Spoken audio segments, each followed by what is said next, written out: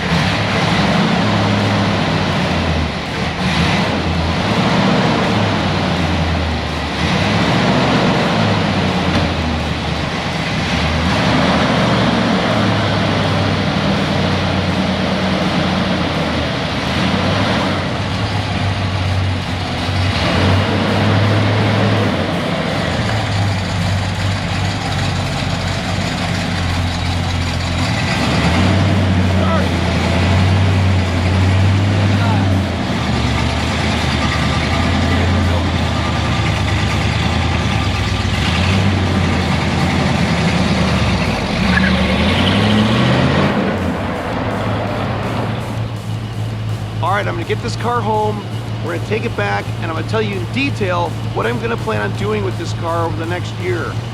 It's gonna go through some changes. As you can tell, it's a pretty nice car, but it needs some things, and I can be somewhat of a perfectionist at times, so I want this thing looking amazing and running amazing. So stay tuned, and I'm gonna get more in depth of what we're gonna do soon, all right? Because there's gonna be quite a bit of videos coming out throughout the year on this build, so stick around.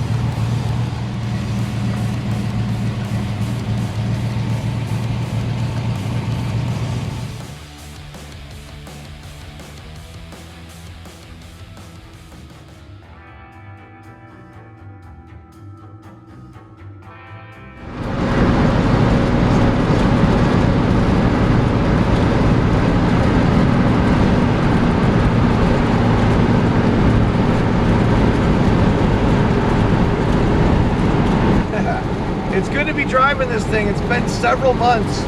I almost forgot what it's like to drive it. So we're gonna get it home, clean it up, and there's no stereo in it at the moment. So I'm putting a vintage Alpine pull-out cassette player in this car. Something I would have had back in the early 90s. I already have the radio at home and speakers, so we gotta get ready for summer.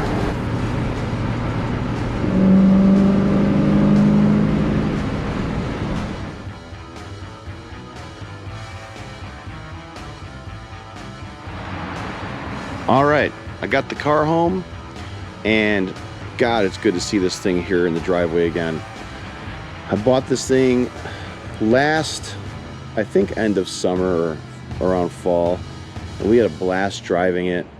When I first saw the car, it was in a dark warehouse, and I really couldn't tell exactly how nice it was. It looked like a good car, so I made an offer on it, ended up bringing it home a month later, and I found out after I got it home just how rust-free this thing is. All the wheel wells are all the original metal. Inside the trunk, it's absolutely mint. The trunk pan, even down in where they all rot out, down inside, is perfect. We got underneath the car, you see lots of factory red primer underneath it. So it was definitely a very good buy. And what I want to do is bring this car to another level by giving it a new paint job and building the correct motor for it, which I do have, and I will explain more about that in a minute. I've had lots of Pontiacs over the years, and my dad had numerous Pontiacs in the yard all the time. GTOs, Bonnevilles, Grand Prix, Catalinas, you name it. From the late 40s up to the 50s, and especially late 60s and early 70s Pontiacs. My dad is the king of Pontiac. Anyway, we never had a Trans Am. Out of all the cars he and I both had over the years, we never thought twice about buying a Trans Am, which is kind of weird. You know, we look back now, like, I can't believe we never even thought twice about these cars. Now I am absolutely crazy about them, especially after owning one. So I got the car home and I started learning more about it because I really didn't know a whole lot about these cars. As I started researching this car, I learned that it has the wrong bird on the hood, number one, and it has the wrong decals on the side here, the Trans Am here, and I'll show you on the back, it's got the wrong decal here, that Trans Am, and believe it or not, the side birds. So the style of stickers that are on it, Trans Am guys call like the German style lettering, the way it's written. This car should have bigger, larger font that says Trans Am there, and it should have a much golder bird on the hood. Even this is a little different than it should be. The stickers that are on it now belong on a special edition car, which would be gold package, gold honeycombs, gold dash, gold wheel here, and gold pinstriping everywhere would be a special edition car. A limited edition car would be the very desirable T-top model. So at first I kind of got this home and I'm like, the car's so rust free, my buddy and I thought this thing probably was not repainted. You know, we just thought maybe those decals were on here from the factory. And after researching it and talking to a lot of guys in Facebook groups, all right, I'm back. I've talked to many guys in forums and Facebook groups about these cars, and they would all say, no, it's got the wrong stickers on it. So somewhere down the line, somebody we think could have repainted the sides of this car, maybe the hood for some reason, who knows.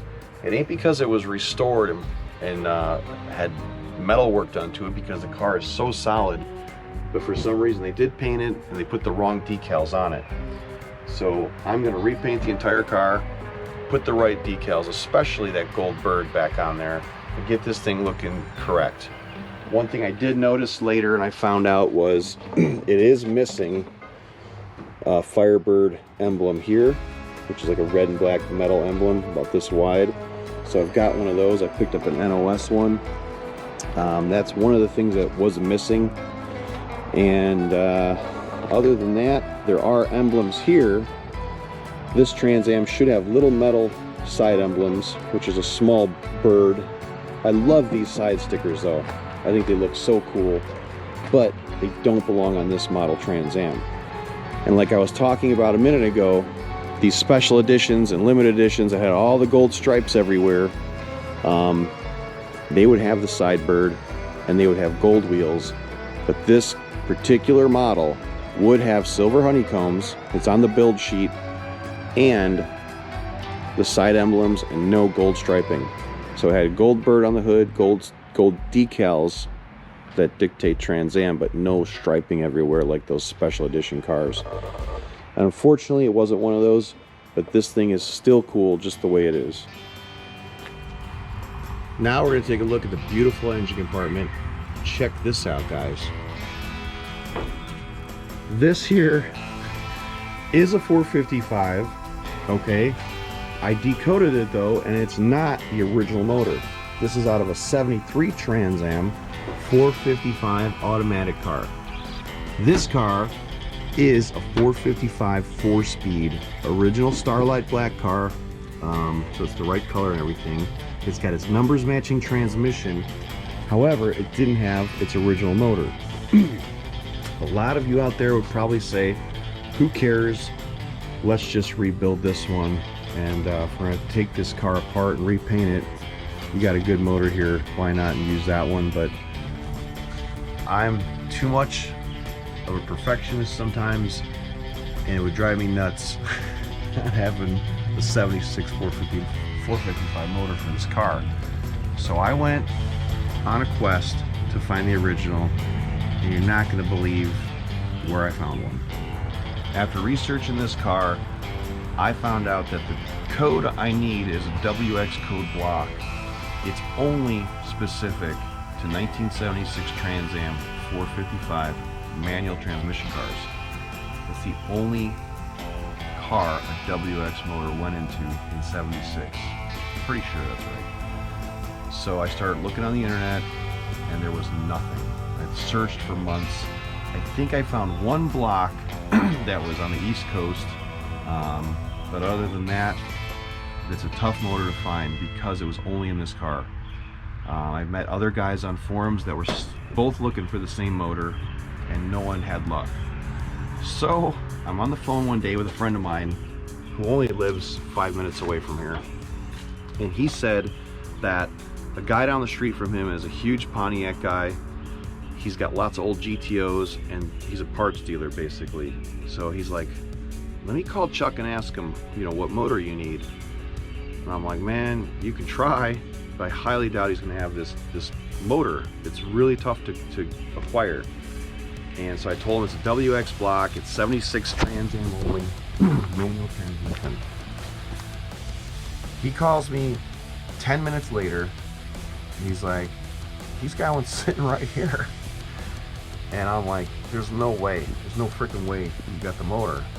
And sure enough, he sent me pictures of it, and I see the WX code on the block, and there was even a little paper sign on the motor. He was going to take it to a swap meet that week, and it said 76 Trans Am 455 WX code.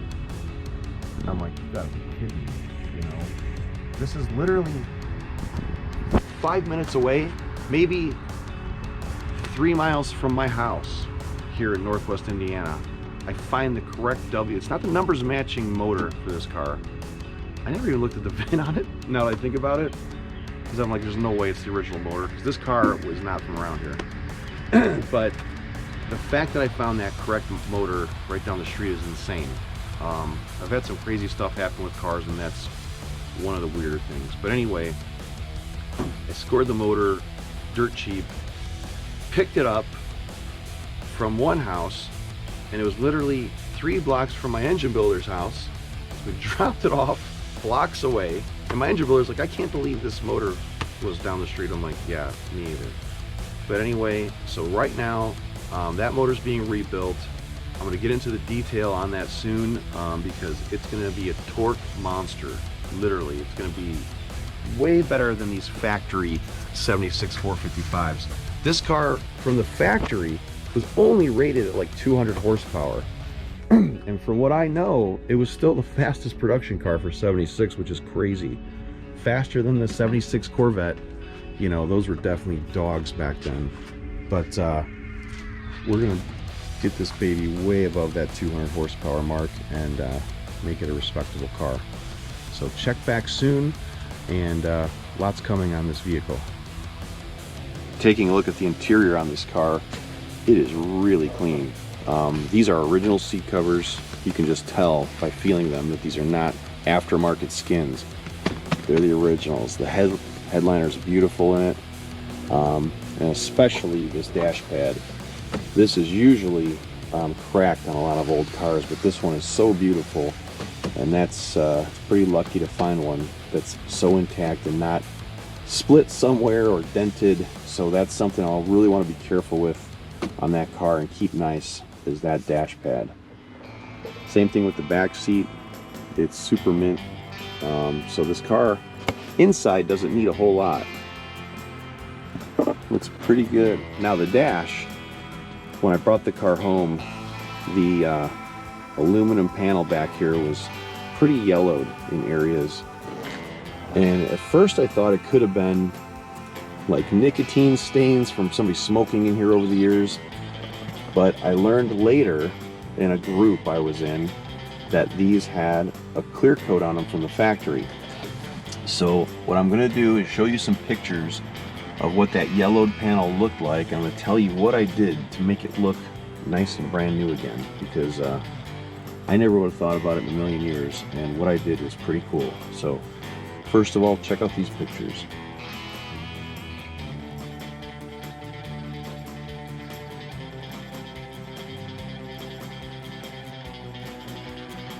Okay, I learned this from a guy in a group sometime last year, and it worked pretty well. Some people may think this is crazy, but I'm telling you, it worked like a charm. I took, these rings all come off, they kind of pop off, and you take off the switches and whatnot, and you can remove this panel. I took the panel, sprayed it with stripper, like aircraft stripper that comes in a shakeable can, and it ate all the clear coat off of that aluminum panel. I did it out in the yard, you know, maybe about 30 minutes or so. You start seeing all of the clear just oozing off this panel, and that nice silver finish was all behind that yellowed, aged clear coat.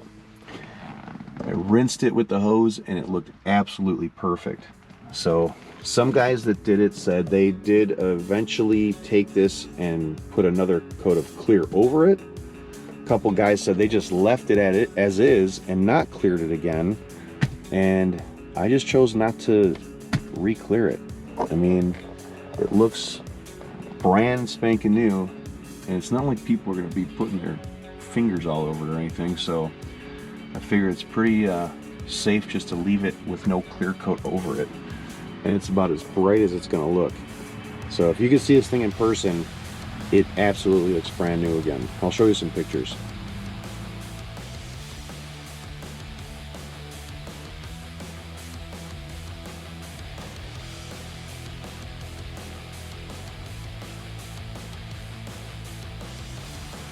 Pretty cool. Anyway, other than that, I took my original steering wheel off. It's in the garage. I bought an aftermarket one for now. It's all faded here, and the sun just hitting it, you know, over the years. Nothing, like I said, as good as original parts. So I'm going to try to get my original wheel restored somehow. There's people out there you can send them to, and at least have the at least this piece dyed again, like the vinyl re-dyed, and then hopefully I can maybe do some black anodizing work on the wheel itself and make it look like it should, because a lot of these were either painted silver or the finishes wore off and they look silver down the road. But from what I learned, this is supposed to be black, just like that one is, and I want to keep it the way it's supposed to be. That back window is downright embarrassing. There was tinted windows in this car. I was able to get the side tints off and the windows are nice and clear, but that back window has been a nightmare. I've been watching YouTube videos on how to remove tint, and I tried to get some of it off, and it was a little successful. But in the end, I was able to find a brand new back window for next to nothing, and that's going to go in this car when we repaint it. So I'm like, I'm not even going to waste my time trying to get that stuff out of there. It's not easy working back in this car. It's so tiny. And I just said, screw it. I'm putting a brand new window in there and being done. I think I may have damaged some of the defroster lines when I was trying to remove some of that tint with the razor. So with the new window, there's no worries. I could just swap this out soon. When I got the car, it had like old school Daisy wheels on it. Big 50 series tires that were just too big for the car, sticking out. Some of you wouldn't think they're too big, but it was kind of neat. But I want to make this car look original as possible, so I went and found an original set of honeycombs for it, painted them silver, which I found out is the wrong color silver, but it looks fine for now. But eventually, after I do the repaint on the car, I'm going to redo those wheels and make them a little darker looking. They look too bright silver right now, and that's not how the original wheels should look. Another thing I can't stand are these aftermarket trim rings I picked up. They just don't fit great, so I'm going to hunt down an original set, polish them up, and then put them on the car. One of these keeps popping off and it's so annoying, and there's just weird spacing around these aftermarket ones. So, you know, some look okay but some don't, and I said why not just find the originals, because nothing fits like the original part on a car like this. All right, looking back at the front of this car, so far I have NOS headlight bezels in the shelf in the garage. I found those last year, and I scored another set of 76 grills. Okay, they do not reproduce 76 grills. They do for the 77 and 78, which is a much more popular car, especially with the Smokey and the Bandit guys. But this grill can be really tough to find. I was able to find another nice set, and I sent them to a place. I'm gonna put the name on the screen of where I sent them in Michigan. They did a crazy job restoring them. They re-chrome plated the whole piece. They blacked them out again. I mean, they look like NOS front grills. So I'm gonna show you the name and who they were. And honestly, the whole thing cost probably under 500 bucks. It was about $430 or $460 to get both of them done. And in the restoration world, that's nothing. That is not a big cost to get them looking the way they do. And I'm thinking of sending these out later and having them done and just keeping them as a backup set, or just selling them down the road. But let's go take a look at the restored pair, and you're not going to believe how beautiful they are. First of all, I'm going to show you what they looked like prior to the restoration, those front grills, because they were pretty nasty. No cracks, no broken tabs, but here's what they looked like.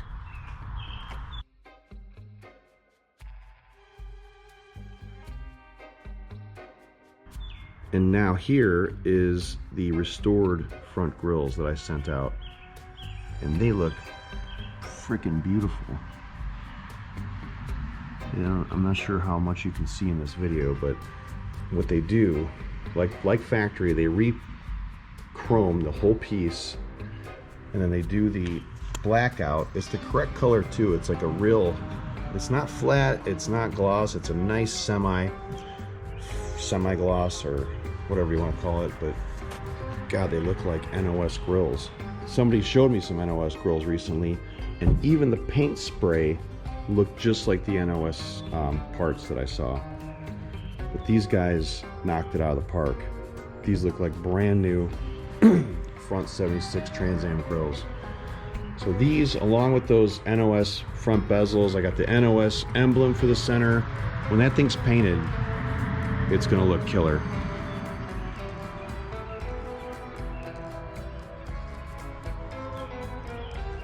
And check back soon, because I'm going to be doing a video on my pride and joy, which is this car right here, but we'll save that for another day. Alright, so you Pontiac guys, you Trans Am guys, definitely check back. I'm going to be doing lots of videos on this thing. Over time, you're going to see the engine build, you'll see the teardown, you'll see the repaint, and everything else. So whatever I do to this car, I'm going to document here on YouTube on the channel. And I'd like to see in the comments if any of you have a similar car, or even a 76 like this. Let me know. Thank you.